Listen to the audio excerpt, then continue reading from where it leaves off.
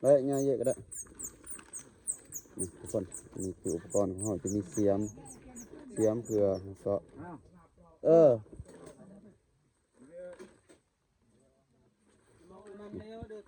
อุปกรณ์จะมีกระสอบ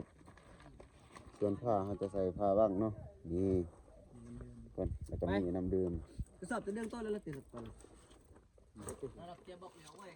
บ่มีกระเจี๊ยบแรกมันแรกเลยให้มัน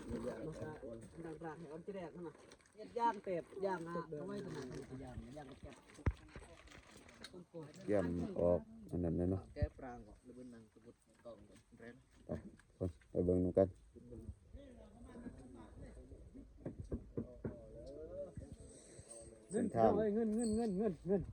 เงินเฮ็ดได้ทุกอย่างเอาบริสุทธิ์อันนั้นเกิดโบกซ้ำทุกคนนี่เกิดของแท้นี่มาเบิ่งโอ้สบายเนาะไปเบิ่งเวียดเฮาเฮ็ดเนาะ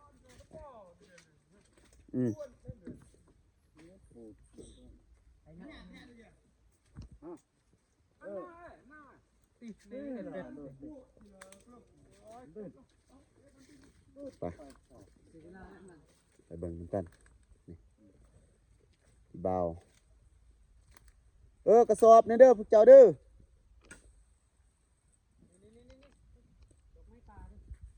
ใส่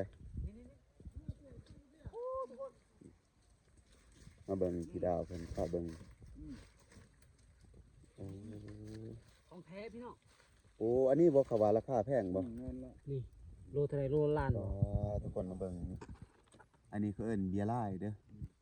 โอ้สุดยอดเนาะพี่ดาวหลายปีเลยเนาะบ่ได้เห็นเนาะเป็นป่าที่นี่โอ้ดีใจหลายเดี๋ยวจะหน่อยอีกสิไปหาอันนี้เนาะทุกคนบัดตอนเมื่อจังเอาเมื่อเบิ่งนำกันเด้อเป็นหญ้าได้นี่ทุกคนเอ้ยเป็นหญ้าพวกกระเพาะเฮาบ้องใส่เหลาทุกคน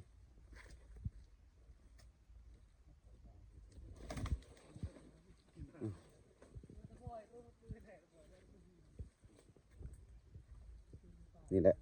อยู่ป่าอยู่เขาวิถีชีวิตหาเงินหาค่ำเพื่อเอาตัวรอดทุกคนเลยเพื่อได้ซื้อปลาแดกแป้งนัวก็คือมนุษย์แบบบ่มีเงินเดือน